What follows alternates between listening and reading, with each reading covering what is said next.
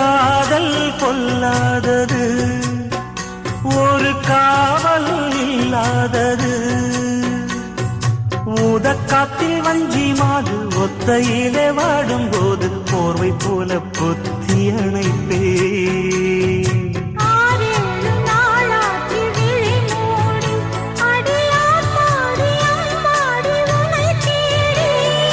நீதானே மானே என் இளஞ்சோடி, உனை நீங்காது என்று